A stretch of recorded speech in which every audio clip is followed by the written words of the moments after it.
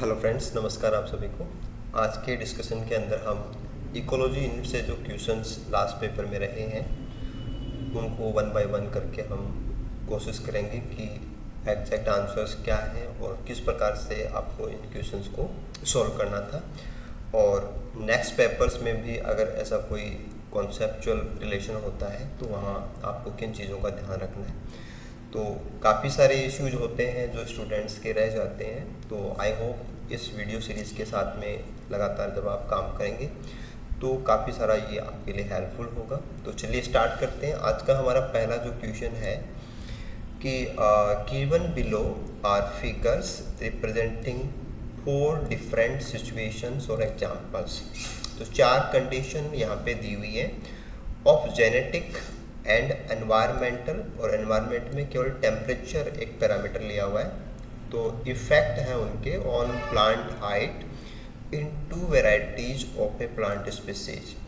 तो किसी प्लांट की 2 वेराइटी के अंदर 4 ऐसी कंडीशंस हमें दिखाई गई हैं जहाँ पे जेनेटिक या एनवायरमेंटल जो प्रभाव है वो कुछ ना कुछ वहाँ पे है। देखिए फिर अपन को बता रहा है कि फिगर ए, सी और डी जो है उसमें सॉलिड एंड डैश लाइंस हैं, वो रिप्रेजेंट करती है mean value of plant height. कि जो प्लांट हाइट है उसकी मीन वैल्यू को रिप्रेजेंट करती हैं। G1 जो है वो सॉलिड लाइन और जो G2 है उसके लिए डैश लाइन दी हुई है। जबकि फिगर बी के अंदर दोनों लाइन ओवरलैप है तो अपन को डैश लाइन नहीं मिलेगी क्योंकि सॉलिड लाइन और डैश लाइन एक ही है। तो अपन उसके रिगार्डिंग देखेंगे, ठीक है। अब इसके बाद में हम फिगर्स को देख लेते हैं। चलिए सबसे पहले फिगर नंबर 1 की बात करते हैं अपन। देखो फिगर ए में अगर हम देखें तो हमारा जो टेम्परेचर है 15 डिग्री, 20 डिग्री, 25 डिग्री, 30 डिग्री, ऐसे टेम्परेचर बढ़ता हुआ हमें दिखाया गया एक्स एक्सिस के ऊपर। सभी में ऐसा ही है। और वाई एक्सिस के ऊपर प्लांट की जो हाइट है वो हमें दर्शाई गई है। G1 पहली वैरायटी है, G2 दूसरी वैरायटी है। अब देखो यहाँ से आपको एक मैसेज क्लियर हो जाना चाहिए कि अगर हम वैरायटी G1 की बात करें तो टेम्परेचर हम चाहे कितना भी बढ़ा रहे हैं 15 से 30 तक, हाइट में कोई चेंज नहीं हो रहा है। ऐसे ही G2 में भी कोई चेंज नहीं हो रहा है। मीन्स प्लांट का हाइट है वो टेम्परेचर से प्रभावित नहीं हो रहा है। तो ए में अपन का कंक्लूजन क्या आ रहा है? No effect of temperature. दूसरी चीज निकल के ये आएगी कि दोनों वेराइटीज की हाइट में अंतर है। G1 वाले पौधे कम हाइट के हैं, G2 वाले पौधे हैं उनकी एवरेज हाइट ज़्यादा है। तो जब एनवायरनमेंट का यहाँ पे कोई इम्पैक्ट है ही नहीं तो जो हाइट का डिफरेंस है वो जीन्स की वजह से है, यानी कि जेनेटिकली वो डिफ़र करते हैं। तो दोनों वेराइटीज़ में जीन्स को लेकर के डिफरेंस है, लेकिन टेम्परेचर को यहाँ पे कोई रिस्पॉन्स नहीं दिया जा रहा। तो ऐसा कंक्लूजन फिगर ए का है। देन नेक्स्ट फिगर को अपन देखते हैं। देखिए अगले फिगर में हम देखें तो ऐसा है कि जैसे हमने टेम्परेचर को राइज किया, हम जैसे टेम्परेचर को बढ़ा रहे हैं प्लांट की जो हाइट है वो बढ़ रही है, यानी कि प्लांट रिस्पॉन्स कर रहे हैं कि इफेक्ट आ रहा है प्लांट रिस्पॉन्डिंग टेम्परेचर। और रिस्पांस भी कैसा दे रहे हैं? पॉजिटिव रिस्पांस दे रहे हैं कि आपने टेम्परेचर बढ़ाया तो हाइट बढ़ रही है। और ऐसा रिस्पांस दोनों वैरायटीज बिल्कुल इक्वल दे रही हैं, यानी कि वो जेनेटिकली डिफर नहीं है। जेनेटिकली वो कैसी हैं? सेम है। कि जेनेटिकली जो इन्फ्लुएंस है, जेनेटिकली इम्पैक्ट है वो उनका है ही नहीं। जेनेटिकली इम्पैक्ट सेम है। तो अलग अलग रिस्पॉन्स देते तो मे बी जेनेटिकली भी आपको काउंट करना पड़ता, बट रिस्पॉन्स इक्वल दे रहे हैं, पॉजिटिव दे रहे हैं, दोनों में डिफरेंस नहीं है। इस मीन्स जेनेटिकली इन्फ्लुएंस नहीं है। तो बी का हमारा कंक्लूजन कुछ ऐसा आएगा। फिर अपन सी पे चलते हैं। देखो सी में भी आपको वैसे ही करना, आप टेम्परेचर बढ़ाइए। ओके, टेम्परेचर बढ़ाने पे हाइट बढ़ रही है तो टेम्परेचर को रिस्पॉन्स तो दिया है, लेकिन दोनों ने रिस्पॉन्स अनइक्वल दिया है। G1 ने और G2 ने रिस्पॉन्स तो दिए हैं, बट हाइट उनकी सेम नहीं है। यानी कि आप सी में क्या लिखने वाले हैं, प्लांट रिस्पॉन्ड कर रहे हैं, प्लांट रेस्पॉन्डिंग टेम्परेचर, और वो भी कैसा, पॉजिटिवली। लेकिन वो जेनेटिकली भी इन्फ्लुएंस्ड है, जेनेटिकली डिफर है, उनका जो इम्पैक्ट है वो अलग अलग है। कि G1 वाले कम हाइट वाले हैं, टेम्परेचर बढ़ाने पे बढ़ती जरूर है, लेकिन उतनी नहीं बढ़ती जितना G2 का बढ़ता है। तो दोनों में जेनेटिकली भी प्रभाव पड़ रहा है, इन्फ्लुएंस है, और टेम्परेचर को वो दे रहे हैं। सिमिलरली लास्ट वन पे आ जाते हैं अपन, D1 वाला। तो D में अपन देखेंगे कि जैसे अपने टेम्परेचर बढ़ाया तो G1 जो प्लांट्स हैं उन्होंने टेम्परेचर को रिस्पॉन्स दिया, पॉजिटिव रिस्पॉन्स दिया। तो G1 ने टेम्परेचर को रिस्पॉन्स दिया है, और वो भी पॉजिटिव रिस्पॉन्स दिया है। जबकि जो G2 है उसने भी रिस्पॉन्स दिया, लेकिन उसने नेगेटिव दिया है। रिस्पॉन्स तो दिया है, बट G2 ने कैसा दिया है, टेम्परेचर को रिस्पॉन्स दिया है, दैट इज नेगेटिव। और दोनों की हाइट जो थी, इनिशियल हाइट, वो अलग अलग है, बाद में भी अलग अलग है, तो दे डिफर जेनेटिकली।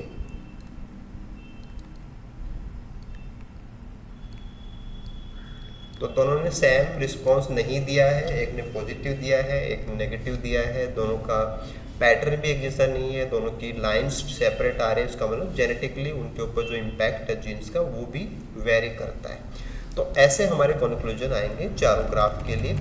अब हम इनके रिगार्डिंग जो कंक्लूजन थे उनको चेक कर लेते हैं कि कौन से करेक्ट है। देखिए, पहला हमारे पास था कि plant height is influenced primarily bye genotypes of the two varieties. कि प्लांट की जो हाइट है वो जीनोटाइप के रिगार्डिंग इन्फ्लुएंस हो रही है, टेम्परेचर का रिस्पॉन्स नहीं है। तो ऐसा तो हमारे पास ए में आया था, तो दिस विल बी ए। फिर था कि वेरिएशन जो आ रहा है हाइट में, that is influenced only by temperature, not by genes. तो ओनली टेम्परेचर का इम्पैक्ट आया था, जीन्स का कोई प्रभाव नहीं था, वो हमारे पास बी में आया था कि दिस इज डी। तो ये हमारा बी के साथ में सही है। फिर था ये थर्ड वन, यहाँ पे है, थर्ड वन को चेक करते हैं कि genotype and temperature collectively have an additive effect on plant height. कि दोनों मिलकर के प्लांट हाइट के ऊपर इम्पैक्ट डालते हैं। तो सी वाला इसके लिए करेक्ट है कि जेनेटिकली भी वो रिस्पॉन्स दे रहे हैं, और वो प्लांट हाइट को पॉजिटिवली रिस्पॉन्स देते हैं। कि G1 वाले अपने अकॉर्डिंग दे रहे हैं, G2 वाले अपने अकॉर्डिंग दे रहे हैं, this is C. Then fourth one पे जाते हैं अपन कि both genotype and environment have effect on plant height with two varieties responding differently. ये यहाँ पे एक अच्छा वर्ड डाल दिया कि दोनों रिस्पॉन्स तो देते हैं, लेकिन उनके रिस्पॉन्स अलग अलग हैं। यानी कि एक का पॉजिटिव है और दूसरे का नेगेटिव है। तो ऐसा अपन को डी में मिला है। तो एग्जैक्टली देखें तो 1 2 3 4 ABCD के लिए है, तो right combination option number first में हमें मिल जाएगा। तो ग्राफ को समझ के हम बहुत ही आसानी से इस क्वेश्चन को इस प्रकार से कर सकते हैं। ओके, नेक्स्ट क्वेश्चन पे आते हैं। ये था कि a student used to mark recapture method to assess the population size of grasshopper in a field. तो किसी फील्ड के अंदर ग्रास होपर्स की जो संख्या है उसका पता लगाने के लिए मार्क एंड रिकैप्चर मेथड काम में लिया जा रहा है, जो कि एक बहुत ही कॉमन सा क्राइटेरिया है जहाँ से बहुत बार क्वेश्चंस पेपर में आते हैं। तो एक पैट कनेक्शन है हमारे पेपर का कि यहाँ से क्वेश्चन आते हैं। अपन को यहाँ पे बताया जा रहा है कि the student was asked to repeat the recapture procedure once on 3 consecutive dash. तो स्टूडेंट ने लगातार 3 दिन तक कैप्चर रिकैप्चर मेथड को फॉलो किया है ना। इससे पहले के जो क्वेश्चंस आए हुए पेपर में उसमें एक बार का डाटा आता है, यहाँ पे एक से ज़्यादा बार एक्सपेरिमेंट रिपीट किया गया। तो अपन उसके रिगार्डिंग देखेंगे और जो ऑब्जर्वेशन हुई है वो सारी यहाँ पे हमें बता दी गई।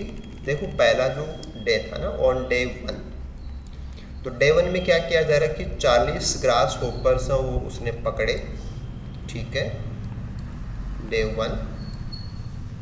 और फिर उनको मार्क किया, यस उनको मार्क किया एंड उनको रिलीज कर दिया, देन रिलीज। तो एक्सपेरिमेंट में सबसे पहले तो ये होता है कि हम पकड़ते हैं फिर उनको मार्क करके छोड़ देते हैं, ठीक है। फिर ऑन डे 2 क्या किया जा रहा है कि 60 ग्रास होपर्स हैं वो रिकैप्चर। तो अगली बार 60 पकड़े गए, ऑफ विच जिनमें से 4 पे मार्क लगे हुए थे। तो 60 में से 4 ऐसे हैं जिनके ऊपर मार्क था।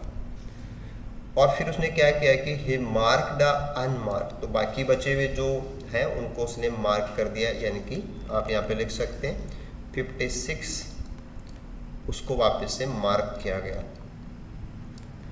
और फाइनली उसने 60 को वापस फील्ड में छोड़ दिया, रिलीज। तो अब हमारे पास कैप्चर और रिकैप्चर का डाटा आ गया है कि अपन ने 40 को निशान लगा के छोड़ा, अगली बार हमने 60 को पकड़ा, उसमें से 4 हमारे पास निशान लगे हुए आ गए। तो हम फर्स्ट डे यानी कि सेकेंड डे जो हम रिकैप्चर करते हैं उसके रिगार्डिंग हम बता सकते हैं कि यहाँ ग्रास होपर का नंबर क्या है। तो उसको बताने के लिए हमें जो प्रोसीजर फॉलो करना होता है कि हमारी जो कैप्चर कैपेसिटी है, जैसे पहली बार हमने मार्क करके भेजे थे 40 multiplied by second capture site 60 और रिकैप्चर जो होते हैं दैट इज ओनली मार्क्ड। तो ये 40 तो हमारा है जो मार्क किए गए थे और 60 है हमारा अगले दिन का सैंपल और 4 है रिकैप्चर के निशान लगे हुए हमें कितने मिले। तो अगर हम इसको सॉल्व करेंगे तो दिस विल बी 600। तो फर्स्ट जो रिकैप्चर था वो तो हमें बताता है कि यहाँ पे ग्रास होपर का नंबर 600 होना चाहिए, ठीक है। इसके बाद में हम क्वेश्चन में आगे बढ़ते हैं कि on third day 50 grass hoppers were recaptured, 50 पकड़े गए, out of which 7 were marked और उनमें से 7 पे मार्क लगा हुआ है। अब देखो यहाँ पे थोड़ा सा आपको ध्यान देना है कि हमने इससे पहले लास्ट डे 60 को निशान लगा के छोड़ा था। तो इस बार हमें जो वर्क करना है कि 50 जो हमारा है रिकैप्चर वो 60 के रिलेशन में आएगा। जैसे हमने लास्ट बार क्या किया था कि हमने 40 को निशान लगा के छोड़ा, अगला सैंपल 60 का था, तो हमने इसके रिगार्डिंग उसको सॉल्व किया। तो अब हमारा डाटा चेंज हो गया है, ओके। तो हम इसको सॉल्व कर लेते हैं कि दिस इज मार्क जो थे 60 और रिकैप्चर हमने अगला सैंपल लिया 50 का और उसमें हमें 7 निशान लगे हुए मिल गए। तो आप इसको सॉल्व कर लीजिए, ये फिगर हमारे पास आएगा 428। तो पहले दिन के अकॉर्डिंग नंबर आता है 600 और दूसरे दिन जो रिकैप्चर किया गया उसके अकॉर्डिंग नंबर आता है 428, ठीक है, ओके। इसके बाद में नेक्स्ट डे और काम किया जा रहा है, 4th डे पे आ जाते हैं। 4th डे क्या हो रहा है कि 25 ग्रास होपर हैं वो पकड़े गए जिनमें से 6 पे निशान है। तो अगेन सिंपली अपन को वही प्रोसीजर फॉलो करना है कि 50 थे और उसमें हमने ऐसा किया। तो दिस इज 25 × 50 डिवाइडेड बाय 6। तो ये फिगर आएगा हमारे पास 208। तो एग्जैक्टली हम जब ये सैम्पलिंग करके पॉपुलेशन साइज निकालते हैं तो वो डिपेंड करता है कि हमने कैप्चर कितने किए, सैंपल साइज क्या था उसके ऊपर था। एग्जैक्ट नंबर तो आता नहीं है, अप्रॉक्सीमेट नंबर कैलकुलेट होता है। तो हमारे पास 3 दिन के जो अप्रॉक्सीमेट नंबर कैलकुलेशन के बाद में आ रहे हैं वो डे फर्स्ट का तो आ गया हमारे पास 600, सेकेंड टाइम हमारे पास आ रहा है 428 और थर्ड टाइम ये नंबर आया है 208। और फिर लास्टली हमसे पूछा जा रहा था कि the student was asked to calculate population size based on the mean of the 3 observation. तो तीनों ऑब्जर्वेशन के रिगार्डिंग जो मीन पॉपुलेशन साइज आती है वो हमें एस्टिमेट करके बतानी है। तो आप इनको सम अप कर लीजिए, हम इनको सम अप करेंगे तो ये वैल्यू आएगी 1236 और आप उसको डिवाइडेड कर दीजिए 3 से और ये नंबर आएगा 412। तो ऑब्जर्वेशन के अंदर जो इन्फॉर्मेशन हमें यहाँ पे प्रोवाइड कराई गई है हम उसको लगातार कैप्चर रिकैप्चर से अगर फॉलो करके कैलकुलेट करते हैं और उसका एवरेज निकालते हैं तो वैल्यू आती है 412 और जो 412 वैल्यू है वो सबसे क्लोज जहाँ पे है दिस इज़ द 454 क्योंकि 351 और 454 की अगर हम बात करें तो ज़्यादा क्लोज कहाँ पे है 454 के क्लोज है। तो right answer will be option number 4। तो आपको थोड़ा सा ध्यान देना था कि हमारे जो पहले के पेपर के क्वेश्चंस हैं उनमें केवल सिंगल रिकैप्चर का इंफॉर्मेशन होता है, उसी से हमारा एक बार में हमें एस्टिमेट करके वैल्यू बतानी होती है, जो कि बहुत बार पूछा गया, आप लोगों ने बहुत सारा काम इस पर किया भी होगा। अब क्वेश्चन को थोड़ा सा अपग्रेड कर दिया है कि आपको लगातार 3 रिकैप्चर के डाटा प्रोवाइड हो गए, तो फिर फाइनली काम तो अपन को वैसे ही करना है, बट हर बार अगले दिन लास्ट डे हमने जो मार्क करके छोड़े उसके साथ हमारा जो कैलकुलेशन है वो करना पड़ेगा। तो फाइनली आप ऐसे इस क्वेश्चन को इजीली कर सकते हैं। अगले क्वेश्चन पे आते हैं अपन, क्वेश्चन नंबर 11 कि here is some data for a cohort.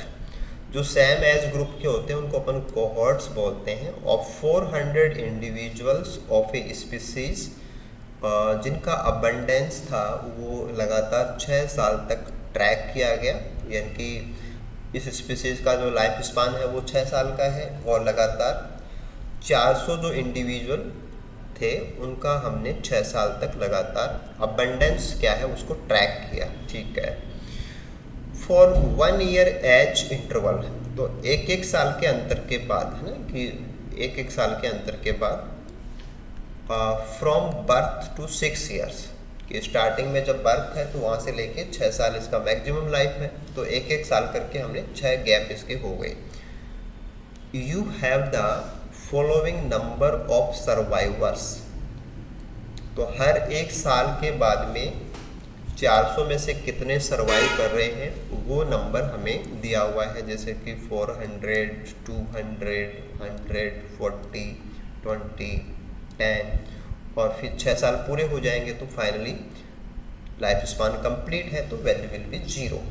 तो ये जो क्वेश्चन है ये लाइफ टेबल का क्वेश्चन है। आज से पहले जो पेपर्स में क्वेश्चन रहे हैं उनमें मोस्टली एक आपको लाइफ टेबल दी हुई होती है और उसमें डाटा प्रोवाइडेड होता है और फिर वहीं अपन को जो रिप्रोडक्टिव आउटपुट है वो कैलकुलेट करके बतानी होती है। इस बार इन्होंने टेबल की जगह पे डायरेक्टली लैंग्वेज फॉर्म के अंदर इंफॉर्मेशन दे दी है, तो कोई दिक्कत नहीं, हम इसे टेबल बना लेंगे। The corresponding per capita birth rate है ना, ये अपन को वहाँ पे बर्थ रेट की जरूरत होती है लाइफ टेबल में, वो भी अपन को दी हुई है कि बर्थ रेट आपको एज ग्रुप वाइज ये वाली फॉलो करनी है, 0.1, 2, 3, 4 एंड 3 एंड फाइनली 0। तो ऐसा हमारा इंफॉर्मेशन पहले से प्रोवाइडेड है और फिर फाइनली अपन को रिप्रोडक्टिव जो रेट है R0, रिप्रोडक्टिव आउटपुट जो सम वैल्यू जो आती है कि हर एक एज क्लास का लास्ट में अपन को जोड़ के बताना होता है, तो वो R0 वैल्यू हमें लाइफ टेबल के रिगार्डिंग कैलकुलेट करके बतानी है। तो इस क्वेश्चन को करने के लिए आपको एग्जाम के अंदर एक रफ पेज प्रोवाइड होता है, तो रफ पेज आपको इस्तेमाल करना पड़ेगा। ऐसे क्वेश्चन आने पे आप रफ पेज पे टेबल बनाइए। तो लाइफ टेबल किस प्रकार से बनेगी वो मैं आपके साथ यहाँ पे डिस्कस कर देता हूँ, आप उसको बनाना भी सीखिए और उसको कैलकुलेट करना भी सीखिए। देखो हमने इंफॉर्मेशन की 6 साल का टोटल लाइफ स्पान है, तो पहला जो हमारा टेबल का पार्ट होता है उसमें अपन लेते हैं एज क्लास। एज क्लास को x से रिप्रेजेंट करते हैं, तो एज क्लास हमारी हो जाएगी वन थिंग, दिस इज 0 से 1, 1 से 2, 2 से 3, 3 से 4, 4 से 5 और 5 से 6। तो 6 एज क्लास होंगे हमारे, क्योंकि एक साल का हमें गैप लेना है। और फिर हमें अगला नंबर चाहिए alive, number of alive organism, जिसको अपन NX से रिप्रेजेंट करते हैं। ये वैल्यू अपन को दी हुई है, पहले में ये है 400 दूसरे में है 200, फिर है ओनली 100, फिर है 40, फिर है 20 और फिर है ओनली 10। तो ये नंबर आपको नंबर ऑफ कौन से एज ग्रुप में कितना नंबर अभी बचा हुआ है वो सर्वाइवर्स होते हैं वो मिल गया अपन को। अगला जो पार्ट होता है कि नंबर ऑफ डाइंग,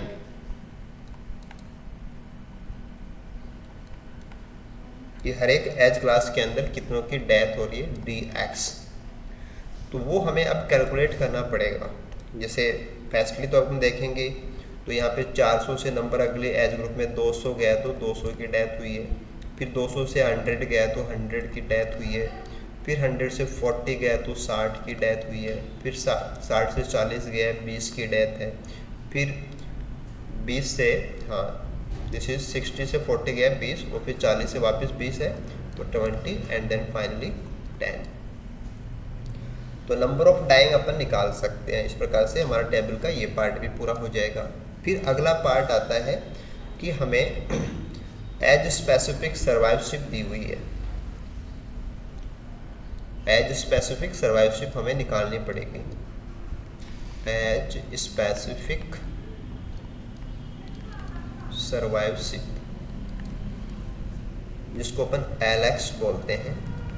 तो LX की वैल्यू क्या होती है कि हमें किसी भी एज ग्रुप के अंदर, है ना, किसी भी एज ग्रुप के अंदर इनिशियल जो वैल्यू थी, यानी कि स्टार्टिंग में जैसे 400 है तो 400 के रिलेशन में पर्टिकुलर एज में कितने लोग अलाइव हैं वो हमें देखना पड़ता है। यानी कि इनिशियल नंबर भी 400 है और पहले एज ग्रुप में जिंदा भी 400 है, तो ये वैल्यू जैसे 400 divided by 400 is equal to 1 आएगी। अगर हम दूसरे की बात करेंगे तो यहाँ पे 200 ही जिंदा है। इनिशियल वैल्यू 400 थी, उसमें से 200 ही जिंदा है, तो ये वैल्यू हो जाएगी 0.5। फिर अगर यहाँ पे आएंगे तो हमारे पास यहाँ पे 100 है, 100 अपॉन 400 तो ये हो जाएगी 0.25। और फिर अगला नंबर है 40 अपॉन 400, ये वैल्यू आएगी 0.1। यहाँ पे ओनली 20 ही जिंदा बचे हैं 400 में से, तो वैल्यू आ जाएगी हमारी 0.05। और फाइनली यहाँ पे 10 लोग ही हैं ऑर्गेनिज्म वाइज 400 में से, तो वैल्यू आएगी 0.025। तो ये हमारा हो गया एज स्पेसिफिक सर्वाइवशिप कि इनिशियल जो कोहॉर्ट नंबर था उसके रिलेशन के अंदर पर्टिकुलर एज ग्रुप में कितने % जो है उसके वो सर्वाइव कर रहे हैं। फिर हमें इंफॉर्मेशन दी हुई थी per capita birth rate, this is per capita birth rate, कि पर कैपिटा वहाँ पे बर्थ रेट क्या चल रही है वो अपन को दिया हुआ है, this is denoted by R। तो पहले एज ग्रुप के लिए वैल्यू है 0.1, दूसरे के लिए वैल्यू है 2, तीसरे के लिए वैल्यू है 3 और फिर वैल्यू है 4, फिर अगेन 4, फिर अगेन 3। तो ये पर कैपिटा बर्थ रेट दी हुई है और ये एज स्पेसिफिक सर्वाइवशिप वैल्यूज थी। अब अपन को आउटपुट निकालना है और आउटपुट जो है रिप्रोडक्टिव आउटपुट।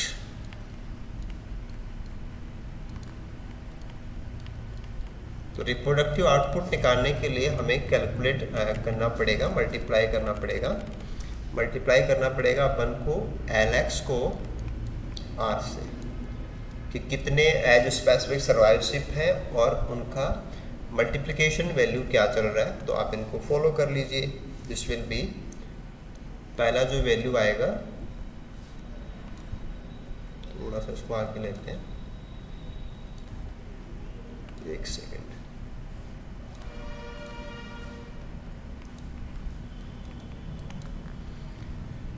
फर्स्ट वैल्यू अपने पास आएगा 1 को अपन 0.1 से मल्टीप्लाई करेंगे तो ये आएगा 0.1।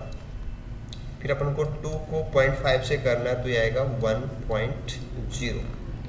फिर 3 को 2.5 से करेंगे तो वैल्यू आएगी 0.75, फिर 4 को अपन इससे करेंगे वैल्यू आएगी 0.4, ऐसे वैल्यू आएगी 0.2 और यहाँ पे वैल्यू आएगी 0.075। और फाइनली अपन को कंप्लीट जो रिप्रोडक्टिव रेट R0 बतानी है वो अपन यहाँ पे कैलकुलेट करेंगे। तो इन सबको हमें सम करना होता है, जोड़ना होता है। तो अगर हम इनको जोड़ेंगे तो टोटल जो वैल्यू आएगी वो आएगी 2.525।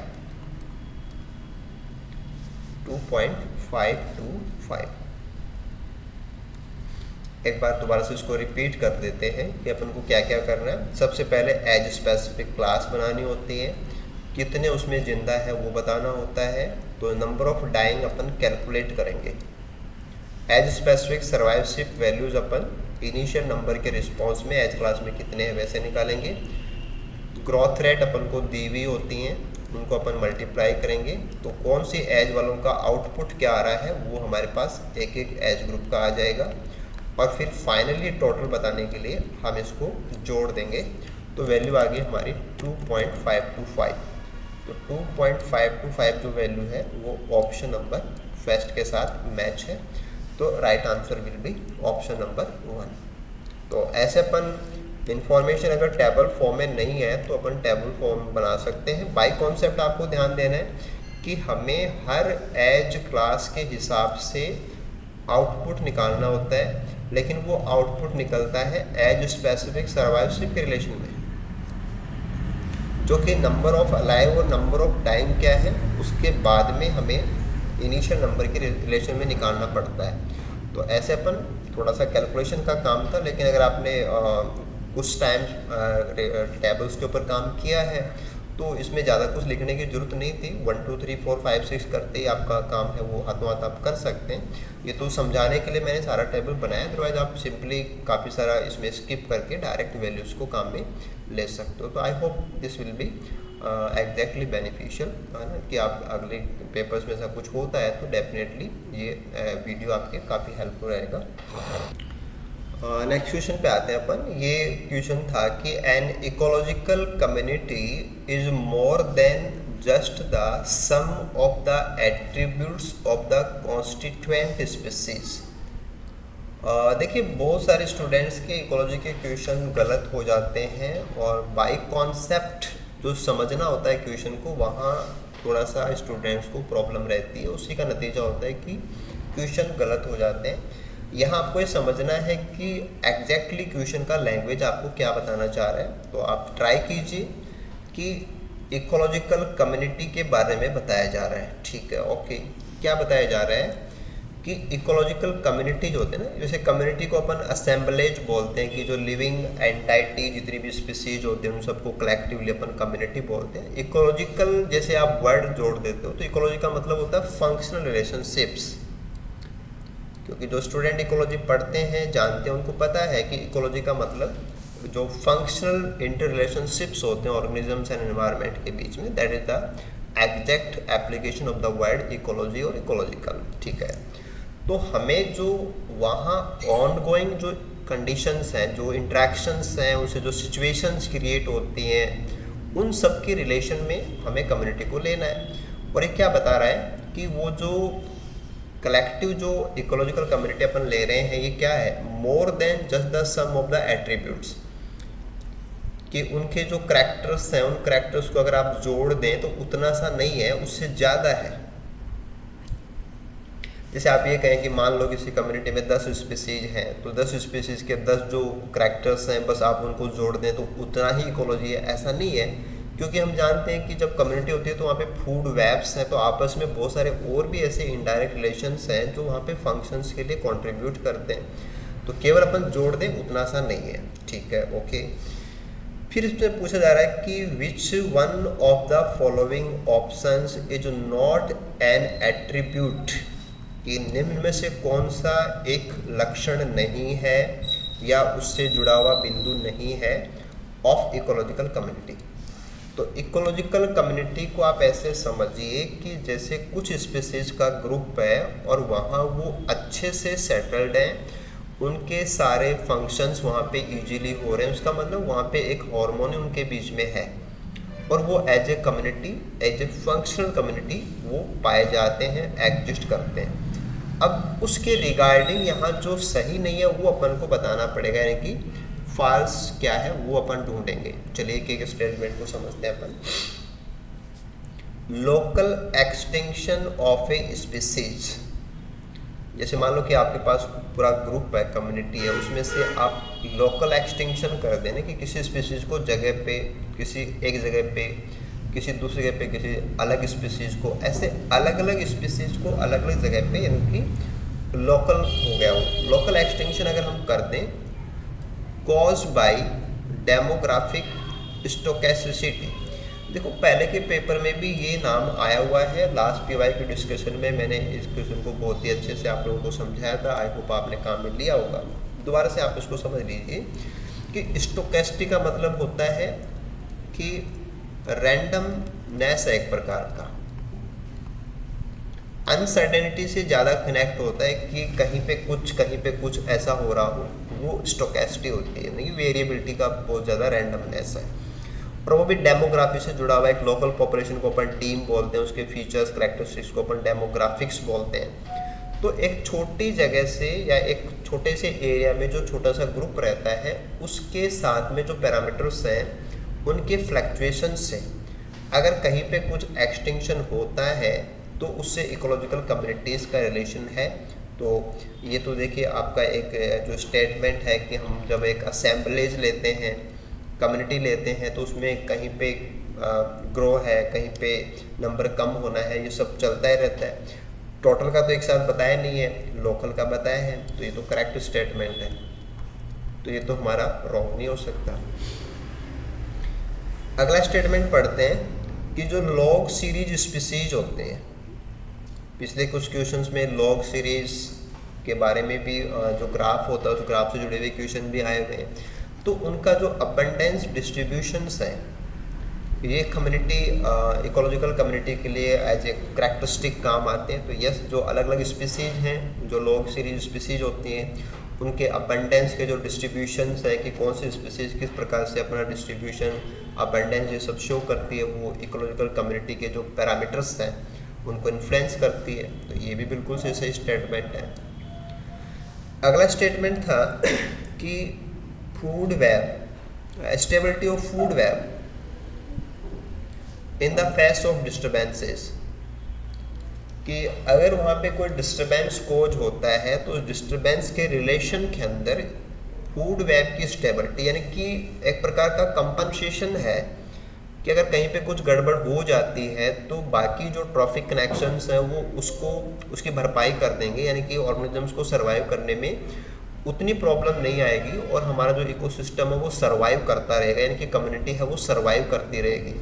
तो ये भी इकोलॉजिकल जो कॉन्सेप्ट है उसको सपोर्ट करता है, तो ये भी बिल्कुल सही है। फिर था कि द लिमिट्स टू सिमिलैरिटी, कि जो करैक्टर्स है या जो फीचर्स हैं उनमें सिमिलैरिटी होनी चाहिए ऑफ कंपीटिंग स्पीसीज।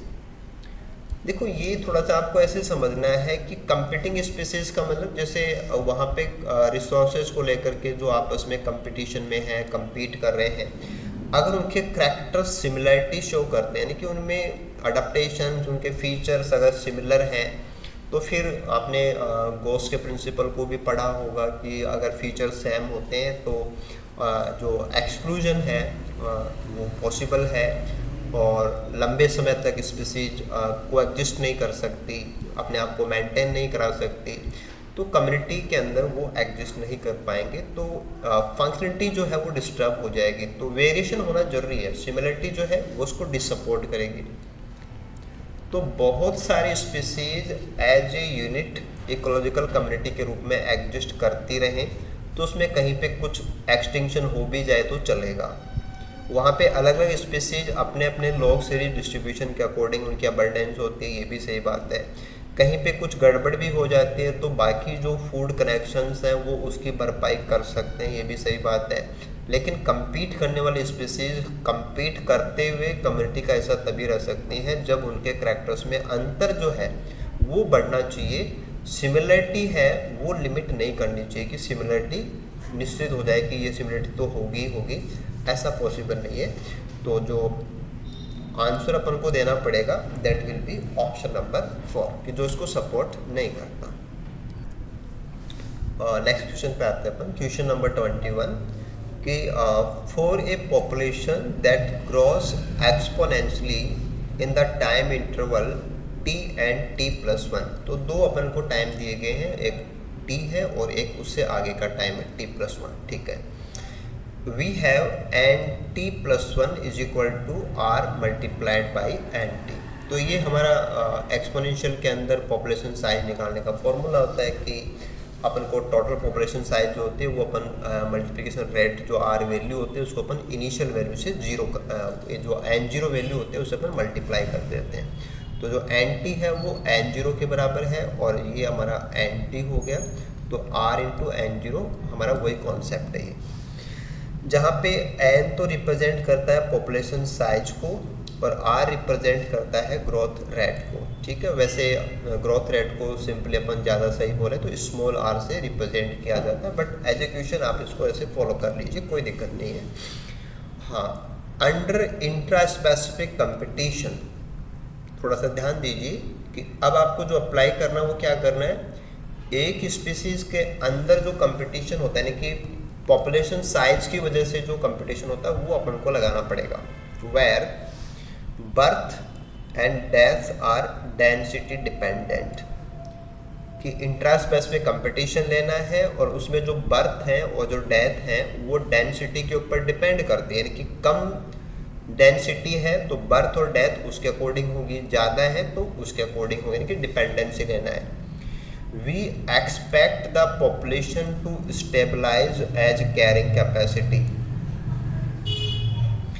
हालांकि क्वेश्चन के अंदर कंट्रोवर्सी है, स्टार्टिंग में ये कह रहा है कि एक्सपोनेंशियली और यहाँ पे फिर कह रहा है कैरिंग कैपेसिटी, तो ये आपस में एग्जैक्टली इनके जो कॉन्सेप्ट है वो डिफर कर रहे हैं कि एक्सपोनेंशियली के अंदर अपर लिमिट होती नहीं है, बट एज ए नॉर्मल अगर हम बात करें तो मोस्टली स्पीसीज वो कैरिंग कैपेसिटी के साथ में ही ग्रो करती है। तो एक्सपोनेंशियली को ज़्यादा वेटेज आपको नहीं देना है, कैरिंग कैपेसिटी को वेटेज देना है, क्योंकि इंट्रा स्पेसिफिक कंपटीशन है वो कैरिंग कैपेसिटी होने पे ज़्यादा प्रभावी फील होगा, ठीक है। और कैरिंग कैपेसिटी बता दिया कि K is the carrying capacity, ठीक है। कैरिंग कैपेसिटी को अपन K ही बोलते हैं। In the figure below nt divided by nt+1, यानी कि ये जो नंबर हो गया कि स्टार्टिंग का नंबर जो n0 लेते हैं उसको अपन बाद के नंबर से डिवाइड कर रहे हैं, उसको हमने प्लॉट किया है as a linear function of nt। तो आप ग्राफ पे आ जाइए, एक साइड में अपन ने लिया है nt यानी कि नंबर ऑफ इंडिविजुअल यानी कि पॉपुलेशन साइज है, और फाइनली ये नंबर मैक्सिमम जहां जा सकता है वो कैरिंग कैपेसिटी है, this is K, carrying capacity, ठीक है। y एक्सिस के ऊपर हमने लिया है nt डिवाइडेड बाई nt+1, यानी कि पहले कितने थे और अब कितने हो गए उनका रेशियो है, वो हमने लिया है, ओके। फिर इनका आपस में प्लॉटिंग किया है, प्लॉटिंग करने पे हमें एक लीनियर लाइन मिली है, राइट, और इसके ऊपर हमें 1/r की वैल्यू यहाँ दी हुई है, r is the growth rate, जो रेट की वैल्यू है वो r हमको यहाँ पे मिली हुई है, ठीक है। अब बाकी क्वेश्चन को पढ़ लेते हैं। बताया जा रहा है कि we may write down the linear equation for the line joining A and B, कि जो लाइन ए और बी को जोड़ती है इसके लिए कोई equation, and derive a model for density dependent population growth, और डेंसिटी डिपेंडेंट पॉपुलेशन ग्रोथ उसमें आ जाए under intra specific competition, denoting r-1/k as a। देखो ये क्या बता रहा है, r-1/k, इज इक्वल टू ए, है ना, इसको आपको ए मानना है। तो ये तो हो गया आपका रेट और ये हो गया कैरिंग कैपेसिटी। कि जैसे जैसे हमारा नंबर कैरिंग कैपेसिटी की तरफ जाएगा वैसे वैसे नंबर है वो बड़ा होगा, और एक r-1 की जो वैल्यू है उसको अगर हम एक बड़े नंबर से डिवाइड करेंगे तो इसकी वैल्यू क्या हो जाएगी, डिक्रीज हो गई।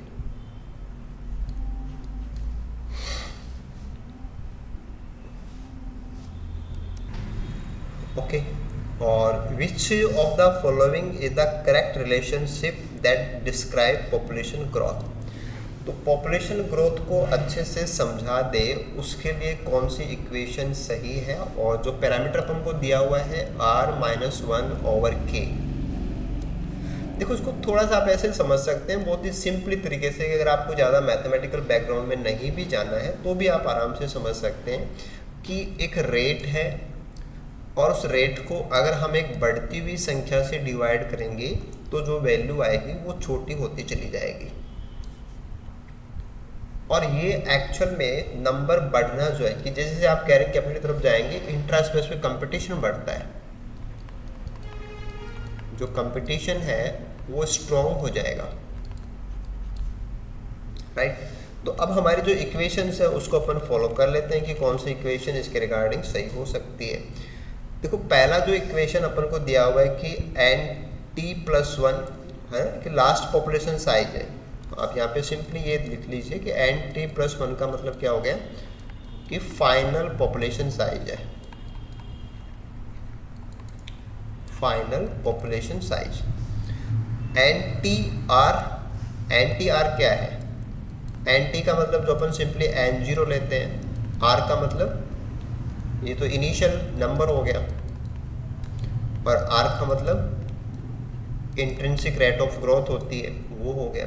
तो ये तो हमारा इतना सा पैरामीटर जो है ये काम करता है एक्सपोनेंशियल के लिए, कि अगर एक्सपोनेंशियल निकालना होता तो ये इससे रिलेट करता है, ये एक्सपोनेंशियल का पैरामीटर है, एक्सपोनेंशियल का, ठीक है। लेकिन हमारा पॉपुलेशन तो कंपटीशन में गया हुआ है, कैरिंग कैपेसिटी के साथ में है, तो एक्सपोनेंशियल से तो कम ही होगी, एक्सपोनेंशियल जितना ग्रोथ नहीं हो सकता उससे कम ग्रोथ होगी। तो कम कैसे होगी, उसमें डिडक्शन कहाँ से हो रहा है, डिडक्शन का पैरामीटर नीचे लगा हुआ है, 1+a मल्टीप्लाइड बाई Nt। तो ये तो हो गया हमारा competition coefficient, intra specific competition, जिसको अपन अल्फा एंड बीटा से लेते हैं, सेम वैसे जैसे लॉट का वोल्टर मॉडल में अपन लेते हैं। ये तो हो गया कंपटीशन कॉफिशिएंट, और Nt हो गया हमारा नंबर, फाइनल नंबर। तो ये जो पैरामीटर है ये जितना बड़ा होगा उतना हमारा ग्रोथ है वो धीरे होगा। तो एग्जैक्टली जो रिलेशन है वो रिलेशन हमारा इक्वेशन नंबर फर्स्ट के अंदर जस्टिफाइड है। अगर आप अगले इक्वेशन को देखते हैं कि ये हमारा पॉपुलेशन साइज इससे आएगा ही नहीं,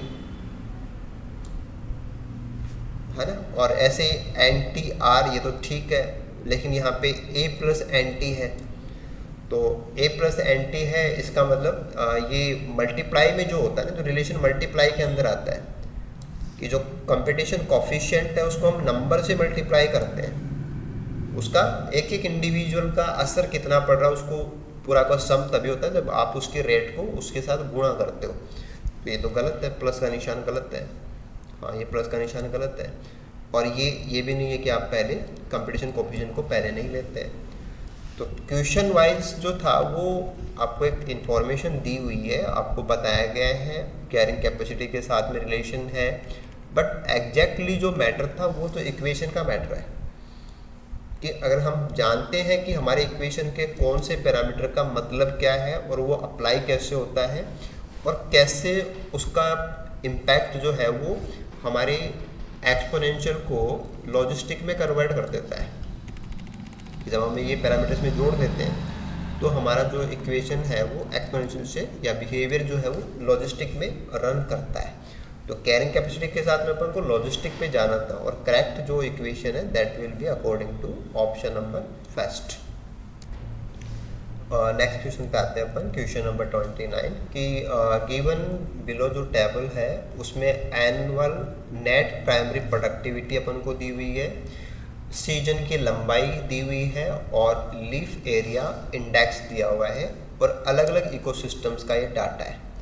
तो कौन सा इकोसिस्टम है, उसमें कितने दिन सीजन के आपने काउंट किए हैं, एनुअल एनपीपी कितनी आ रही है और total leaf area index value क्या है। ठीक है, तो ट्रॉपिकल फॉरेस्ट है, टेम्परेट फॉरेस्ट है, टुंड्रा है, डेजर्ट है, ऐसे हमें डिफरेंट इकोसिस्टम दिए हुए हैं। और एग्जैक्टली जो हमें यहाँ पे पूछा जा रहा है कि which one of the following option represent the correct order of decreasing NPP per day per unit leaf area, यानी कि एक तो प्रतिदिन और फिर यूनिट लीफ एरिया के रिगार्डिंग अपन को कैलकुलेट करके बताना है एनपीपी। तो एनपीपी की वैल्यू जैसे ट्रॉपिकल फॉरेस्ट में 2482 है, वो 365 दिन के लिए है, तो पर डे करेंगे तो ये हो जाएगा 2482 बटा 365 और फिर टोटल लीफ एरिया 6.0 है, तो पर लीफ एरिया करेंगे तो ये भी मल्टीप्लाई में आ जाएगा। तो ये वैल्यू अपने पास आएगी 2482 बटा ये आएगा 2190। तो कैलकुलेट करेंगे तो आएगा 1.13। सिमिलरली अपन टेम्परेट की बात कर सकते हैं। टेम्परेट के अंदर 1550 है टोटल और डेज है 250, क्योंकि वहाँ पे सर्दियाँ बनती हैं, सर्दियों के अंदर फोटोसिंथेसिस है वो डेक्लाइन वो कम हो जाता है ना, और लीफ इंडेक्स वैल्यू 6 ही है, तो आप इसको भी कर सकते हैं। वैल्यू आएगी यहाँ पे 1.03। सिमिलरली अगर हम टुंड्रा की बात करेंगे तो वेजिटेशन वहाँ पे कम होती है, डेज भी कम है, इस वैल्यू आएगी हमारी 1.8। और डेजर्ट में 250 डिवाइडेड बाय 100 इंटू 1, तो ये आएगा 2.5। तो जो वैल्यूज आ रही हैं ट्रॉपिकल के लिए 1.13, टेम्परेट के लिए 1.03, टुंड्रा के लिए 1.8 और डेजर्ट के लिए 2.5। तो अगर आपने लास्ट PYQs किए हैं तो जो अलग अलग इकोसिस्टम्स के अंदर पर यूनिट लीफ एरिया जो प्रोडक्टिविटी है उसका क्वेश्चन डायरेक्टली भी पूछा हुआ है, बट यहाँ डाटा देख के कैलकुलेट कराया जा रहा है। ऑब्जर्वेशन वही है कि डेजर्ट वालों की सबसे ज़्यादा आएगी पर डे पर लीफ एरिया, और उसके बाद में उससे कम है वो टुंड्रा की है, और उसके बाद में ट्रॉपिकल की है, और सबसे कम जो है वो टेम्परेट की आती है। अगर ग्लोबली पूछा जाए कि पूरे ग्लोब के ऊपर हाईएस्ट नेट प्राइमरी प्रोडक्टिविटी है तो वो ट्रॉपिकल के होते हैं, वो नंबर ऑफ डेज ज़्यादा है, एनुअल वैल्यूज ज़्यादा है, इसलिए ज़्यादा होती है। तो आप सारे को मल्टीप्लाई करेंगे, 365 से डिवाइड नहीं करेंगे तो वैल्यू हाईएस्ट ट्रॉपिकल की होती है। बट अगर पर डे पर लीफ एरिया निकालने लग जाएंगे तो ये वैल्यू डेजर्ट की ज़्यादा आती है। एग्जैक्टली हमारे डाटा के अकॉर्डिंग यहाँ जो ऑप्शन है ये सबसे हाईएस्ट है वो डेजर्ट की होगी, तो ऑप्शन फर्स्ट में ही आपको मिल जाएगा, बाकी में जाने की जरूरत ही नहीं है। फिर टुंड्रा का है, फिर ट्रॉपिकल का है और टेम्परेट का सबसे कम है, तो option first will be right. Exactly ये अच्छा क्वेश्चन है। पर डे पर लीफ एरिया देखेंगे आंसर अलग आते हैं, और टोटल देखेंगे ग्लोबली तो आंसर अलग आते हैं। ओके, तो यहाँ तो सिंपली एक कैलकुलेशन करना था। आई होप आप इस क्वेश्चन को समझ पाए होंगे और बाकी क्वेश्चंस भी आपके क्लियर हुए होंगे। अगर आपको किसी भी क्वेश्चन में डाउट है तो आप कमेंट में जो भी आपका पर्टिकुलर इश्यू है उसको आप हमें बता सकते हैं। We will try our best to provide best answers to you. तो बने रहिए बिल्स द बाय पॉइंट के साथ, और CSIR नेट के लिए मोस्ट करेक्ट एक्सप्लेनेशन और ईजीएस्ट वे के अंदर आपको यहाँ पे कंटिन्यूसली प्रोवाइड होते हैं। इससे पहले जो हमारा प्लेलिस्ट है उसमें आपको इवोल्यूशन यूनिट के लास्ट एग्जाम जो कि जुलाई 2024 में हुआ है वहाँ तक के सारे क्वेश्चन एक्सप्लेन कर दिए गए हैं। इकोलॉजी के क्वेश्चन अभी हम कर रहे हैं, और इसके बाद में अगर आपको एक as a aspirant complete mentorship की आवश्यकता है कि आपको चाहिए कि हाँ नेक्स्ट एग्ज़ाम के लिए आपको बहुत ही अच्छी गाइडेंस आपको प्रोवाइड हो, तो आप हमारे वेबसाइट पे जा सकते हैं और हमारा जो मोबाइल एप्लीकेशन है वहाँ जाके भी आप पर्टिकुलर आपके प्रॉफिट के रिगार्डिंग जो भी कोर्स है जो आपको अप्रोप्रिएट है वो आप ज्वाइन कर सकते हैं।